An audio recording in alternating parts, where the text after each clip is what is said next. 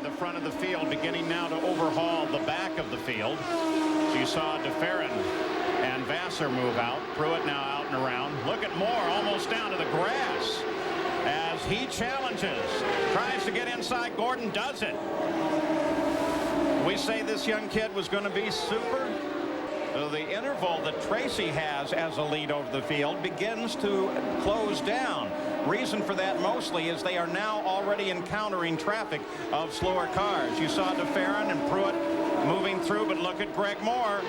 Moore climbing on the back of Pruitt, moves to the outside. Blocked for the moment, and now he's passed. What a great move there. Really set up by traffic, but Greg really was very bold there. Made a really strong move and moved Scott down. That was Blundell that actually contributed to that. But he just got around Al Unser Jr. to get up into that ninth position. There's Junior. Obviously, Bobby's comment to Fernandez made some difference. He slipped by him. But see, that's wrong. Bobby right did, but look at Gordon and Pruitt. Yeah, and finally, whoa. And that's just wrong there. He shouldn't be going down the middle. Stay in your line. If a guy's faster, he should be able to get by. He's not racing those guys for position. So now they'll rejoin the battle. Ray Hall is going to play with Moore. I guess he's not exactly sure where Moore is. He can let him go. Well, his crew should be telling him where he is. But don't forget, he might want to keep Moore behind him so he has a cushion to those other two guys back there. He'd like to have Moore between he and Pruitt and Robbie Gordon. Moore tries on both sides, finally is around. Moore is probably the fastest car on the track at the moment. He is knifing through there. They love their Brazilians, don't they? The crowd goes nuts as Ribeiro takes the lead, but here comes Zanardi back to challenge. He ducks in behind him as he comes across the line. Down through the gears, heavy on the brakes into turn one. And he's got him. He's going back at it. And look at Greg Moore. He's trying to get around Vassar. Oh, look at the other battle. Greg Moore to the outside of Vassar. Moore to third for the moment, but maybe only for the moment. Great racing.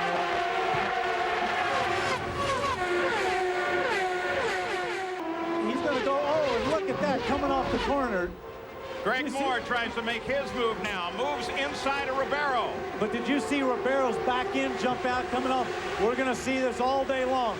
Look how the field's all backed up behind him, and Moore's found the line. Look at that. Right around the outside. Outside pass around Ribeiro.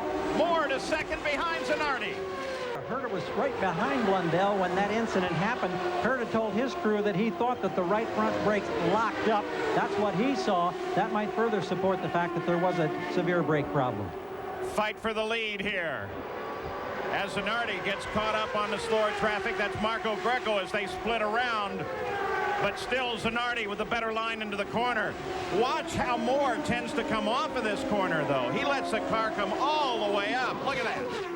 The real passing spots are because you're coming from about 190, 195 miles an hour down to probably about 60 miles an hour. That's hard braking, and everybody's got the same brakes. They're all trying to get a move. Look Moore at that. makes Greg a move Moore to the inside. He gets around Christian Fittipaldi. Christian's coming right back. There's that new camera also on Christian Fittipaldi's car. Let's just run. Now, we were keeping track of that battle between Greg Moore and Al Unser Jr. when we went away, and shortly thereafter, this happened. Yeah, Greg had a good run coming down that straightaway. He was obviously quicker out of those corners. Made a good, clean pass on little Al. And Greg's really hooked up right now. Don't forget, he was the fastest in the morning warm-up. And I think he got a bad start, dropped back, but I think he's probably one of the quicker guys on the track right now. And that pass. You know, I can't get over Greg Moore, this great young rookie. I mean, we expected a lot out of him, but he's paid off. Look at him as he sits right behind Al Unser Jr. as we take a look down from the Honda Helicam. Now, when we started this segment after yellow, little Al was up at the front of the pack. Moore was all the way at the back of the pack and is closed up and is sitting on his back end now. You know, people look at Greg Moore. He looks like he's about 16 years old. And again, like I said earlier, nobody thought he was going to be this good. He's going to become, and my prediction is right, a real great race driver, somewhat like we had Villeneuve last year. I mean, he could even be a Bobby Unser. Did you see Tracy way out of the groove there, almost hit the wall. He was uncontrolled drift there for a while. I thought he was going to get it. Little Al's the one behind him. The red and white car, and then Greg Moore, the blue and white one. Two slower cars separate them. And Greg Moore is proving he wants that position as he tries to trap him coming off the corner. And Greg Moore grabs third place away from Little Al. Emerson just ahead, 8 laps to go. Greg Moore did a good pass on that. He baited Little Al down low, then got him right on the outside. I don't think Little Al expected him there. Now the traffic just ahead of Moore. He's a figure that they tend to recognize in their mirrors and give way. He's already around their A-hole. Johnstone sitting up there shouldn't be a problem. And now Greg Moore comes in direct contact with Fittipaldi. Those young guys sometimes like Greg Moore just don't know the difference, Paul. Or they're incredibly good. Yes, they are. He's incredibly good for sure. Michael Andretti pulled out a 12-second lead. If Michael wins here, he'll become only the second driver to win from further back than fourth. He started in 5th. Ari Leyendyk won from 11th in 91.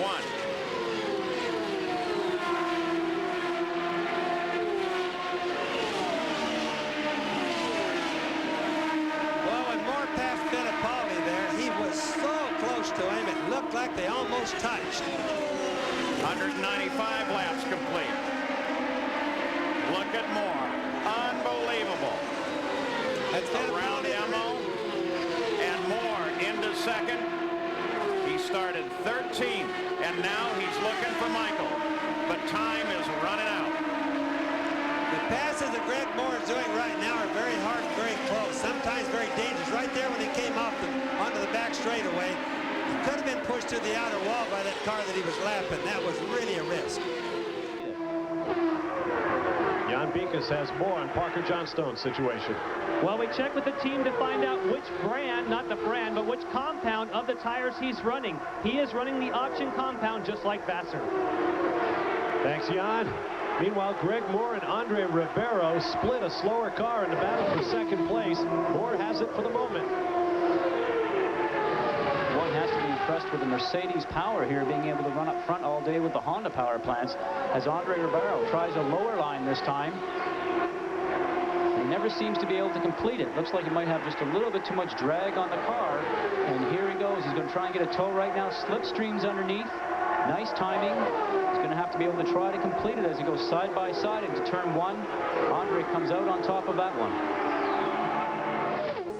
So here at the Burke Lakefront Airport, you ride on board with Michael Andretti. Just seconds ago, watch Greg Moore working on Scott Pruitt. Now that's him in the blue car, pulls out just on the inside, slows down, makes sure. Now Scott Pruitt tries to get a run, seems slide out there, tries to go back up the inside, but he didn't make it. And now as they come into the first turn, boy, Moore really locks him up, trying to get around Christian Fittipaldi. Gives him enough room, comes around. Scott Pruitt comes inside of Christian at the same time. So 2 cars get past Christian. I think Christian saw Greg Moore coming and was worried about being clipped off. He did not, I don't think, saw Scott Pruitt coming. Jackaroo? The glimpse of the red car occasionally, as we look down with 5 laps to go, is, of course, Zanardi. 9/10 of a second ahead. There he is, Fernandez. Then Zanardi. Here comes Moore. And he gets around Paul Tracy coming down the inside.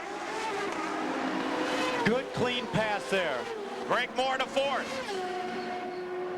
Back at Michigan, Greg Moore is now challenging for the lead. This rookie moves out and around Alex Zanardi, picks up the lead of the run here.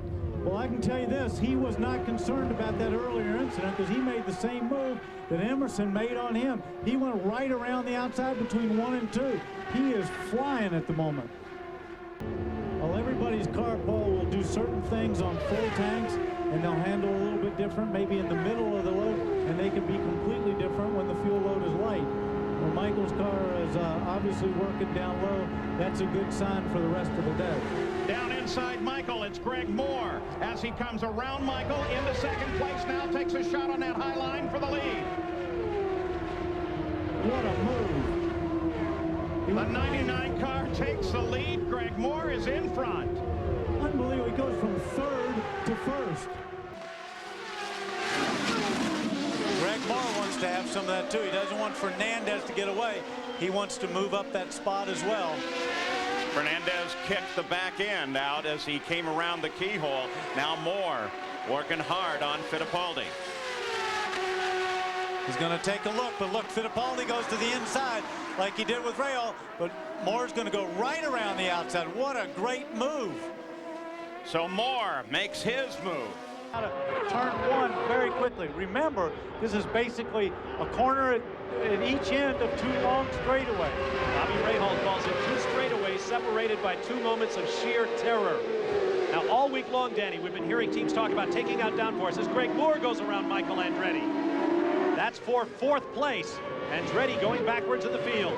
Greg Moore told me yesterday he was smiling like he had just come out of that penthouse. You know, he was happy as can be. He said his car was good, and he's running with very little downforce, but he said his car was handling it better than it did last year, where we saw him, of course, lead here for a long time.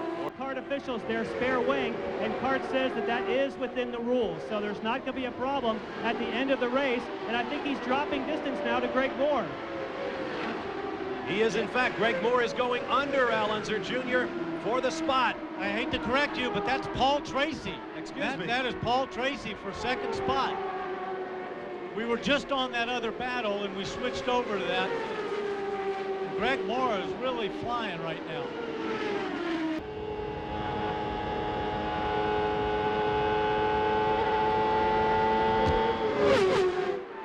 Moore able to close off of 4. Trying to get a toe from him, trying to get a little draft down that straightaway. It's about 2,000 feet of straightaway. Trying to get the car in front of him to make a hole in the air and pull him down there a little bit. And then slingshot out and try to dive underneath him for braking. You see the last lap speeds through different segments of the racetrack. Look at this. He's closing on it. He's going to go. That's right off of 4. This time Greg Moore can do it and takes 3rd place away from Jimmy Vasser. You saw the rear wing, those little vortexes as the moisture is squeezed out of the air over the wing, which tells me at least that Moore is carrying perhaps a little more wing than Vasser, which is why he was having trouble getting him on the straightaways. Back live at Gateway International Raceway, we have a couple of twists to our story. There is Greg Moore, who is the new race leader, but that was 2 leaders ago. That's how quickly things are happening here. Moments after we went to commercial, Paul Tracy came into the pit lane. He was slowing noticeably on the track, and he came down. And then that put Alex Zanardi in the lead before Greg Moore came calling off of turn 4, Danny. Yes, I think he sized him up for 1 or 2 laps, and then he just really laid back going into 3 and stood on it, got a run on him, and right coming off of 4, just like he did to Jimmy Vasser. He pulled out and passed. For the first time since the Michigan 500 10 races ago, Greg Moore and Forsyth Racing are in the lead as he looks underneath Richie Hearn. Let's get down to that. Was close. And look at that. He got up there high, so Greg Moore gets a run off of that back straight. Look at that. Paul keeps. Those guys are really dicing. And look at Jimmy. Vasser goes underneath Andretti for the race lead. And Tracy and Moore come up quickly. Does Michael have a problem? Or did he just lose momentum in 3 and 4? He drops back to 4th place in the space of a half lap. He's losing a lot of ground. Traffic plays such an important part here. And here comes Carpentier trying the outside of Gugelman. And see, Big Mo's got to take that line because of the 2 slower cars in front of me. And look at Patrick's going to try to go down the inside. And Greg Moore's going around the outside. Whoa! Greg Moore, did you see him getting sideways there? See the car twitching? Oh, and Carpentier got the worst of that one. He hasn't been able to get around the 2 slower cars ahead of him. Well, Greg Moore and Mauricio Gugelmin did. Paul Jasper is just ahead of Gugelmin. He's a lap down to race leader, and now Greg Moore comes underneath Gugelmin and goes right by. I'd say Greg Moore's car's working pretty good in traffic. That's a big indicator right there. Everybody was feeling their way through, a little bit tentative, couldn't really make the move around the outside. And Greg Moore just smokes them all right down the outside. Greg. Oh, for the lead, Greg Moore goes underneath Paul Tracy into 1 where he wasn't handling him before. I wonder if he got him by surprise or just got that great run off of 4 that you talked about, Danny. I would imagine he got a good run off of 4. Probably was aided a little bit by traffic. And Michael Andretti goes underneath Allenzer Jr. for 6th. Not a good lap for Penske Racing there. We've been watching DeFerrin on the onboard camera on and off throughout the weekend. The car seems to handle really well. Greg Moore jumps around Adrian Fernandez, and Robbie Gordon goes lower still. Moore comes away with 4th place. Fernandez now back to 5th. How about that? 3 abreast going in there at probably 235 to 238 miles an hour. Firestone looking to complete a sweep of the 500-mile races this year. Alex Zanardi won the US 500 at Michigan. Right now, Mauricio Gugelmin right there. The red, white, and blue car with the yellow helmet. Under fire now from Greg Moore, who comes rushing up from behind. Big Mo looked like he got slowed in traffic. And Greg Moore wanted to go back, couldn't do it, but look at him now. Right up. He just smoked him. Look at this. He's just pulling away. I'm not so sure Big Mo doesn't have a problem. He is down low there. Blue flag waves from the flag stand for Arndt Meyer, because coming up behind him, the race leaders, and as you saw from that at the line graphic, everybody lapping up front at more than 200 miles an hour average speed. Fittipaldi now looking for 3rd place off of Moore. Got him on the line down into 3. Oh, side by side they go. Moore giving up nothing to Fittipaldi and holds 3rd place. I got to tell you, Bob, he certainly didn't seem to have any time problem there. He was right out in the gray and never lifted.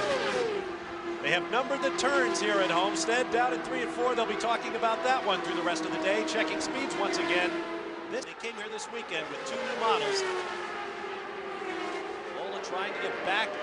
Now see what's happened with Arndt Meyer. He held up Zanardi, and look at this. Greg Moore making a dive down the inside. That was all because Alex Zanardi had to lift off a little bit and go around the outside turn 4. Let me get back to a question I was going to ask you earlier, Danny. So in a sports car race, you and I both attended at Daytona. Harold and Jan Bikas in the pit lane as round 4 of the FedEx Championship Series unfolds here at Nazareth Speedway, the Bull Ring, in the Lehigh Valley of eastern Pennsylvania. He's going to get a run. DeFerrin on the left, on the right, Greg Moore. Oh, has a look underneath. DeFerrin gets the spot back. They're battling over 2nd. And Paul Tracy's right there behind him in that green and white car, the dual car, trying to take advantage of this battle. That's Michel Jourdain just ahead, driving for Peyton Coyne in a Reynard Ford. There's Jourdain in the green car at the bottom of your picture. Paul Tracy heads for a green flag pit stop from 4th place. Look at this. Oh, Moore takes 2nd. Dove underneath him. Looked like Gilles DeFerrin had a little trouble in that corner.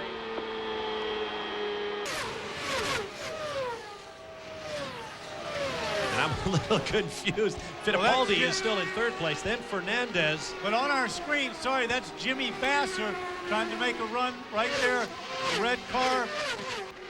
5 laps to go next time across the stripe. Now this helps Greg. This helps Greg right there, because that car is slowing up Alex. Alex had to lift coming off. Greg Moore's alongside. Go down the inside. Oh, no, what do you do Look if you're Arndt Meyer in that yellow Lola? He's got the race leader sandwiching him. Oh! And Moore around the outside into 1. Oh, he makes it. Oh, Zanardi's up high. Can he hold it? No, he got out on the gray. He couldn't do anything. Greg Moore did an incredible move. And kudos to Alex Zanardi for keeping that car under control and off the concrete. There will be 4 laps to go next time by. Zanardi suddenly 2nd. And the championship makes another change. Look at this. What a move by Greg Moore right down the outside. Zanardi tries to go in there. Greg says, 2 really professional moves there by both of those drivers. And Greg Moore is now in the lead with 4 laps to go, looking for his 3rd career win. Incredibly mature at just 23 years of age, the points leader wants to take a firm grip on this championship. It's a little bit better yesterday, and hopefully I'm going to be 100% for next weekend. Christian, so far what you've seen, of course, it looked like Mike. Look at this restart. What do you think there? Wow, I think we're seeing a lot of action there. Vasser is really charging, but apart from that, At the lap times, he's still posting either the fastest or 2nd fastest time almost every lap. And for race leader Dario Franchitti, he has reported to his crew in conversation with Kim Green, he wants no No changes on his upcoming stop. Let me interrupt you, Gary. We're watching a replay of Greg Moore going around Robbie Gordon. That put Moore up into the number 14 spot. Robbie. Look at this, and everybody's ready. They know what's coming. 17 cars. Trophy dash. Everybody, look at that. Jimmy's trying to go. Zanardi's right there. Oh, look at him get sideways. Oh, he jumped on the throttle. Jimmy got a little bit of a break there. And keep in mind, those guys behind are plenty fast, too. 17 cars still in the race of the 28 starters as Jimmy Vasser, winner of the inaugural US 500 2 years ago, brings them to the line, and Zanardi is on the move. And even with that jump, so look at Zanardi. He drafted him right around the outside. 5 laps to go. 10 miles remaining of 500 at Michigan. I think Zanardi hit that little extra power button right there. Could have been. Hit the button that gave him a few extra revs exactly when he needed it. Right up to the 15,000 RPM maximum. Well, let's see if Scott Pruitt called it and said you do not want to be leading that last lap. Here comes Vasser up high around his teammate. I've got a button too, Padre. Zanardi and Vasser behind him. It's Pruitt, Moore, Bobby Rahal in there, Richie Hearn, and look at Michael Greg Moore in the blue car. Yep. He's coming right down along Jimmy Vasser. Close. And let's not forget, Scott Pruitt's been in this position before. Oh, and smoke on Jimmy Vasser. Smoke on the right side of Jimmy Vasser. That's Pruitt just behind. That's Zanardi's car. That is Zanardi I'm so excited up here. I got the cars wrong. Look at that smoke down there. Zanardi slowing, came down the inside. He wants those points. Is he going to try to nurse it?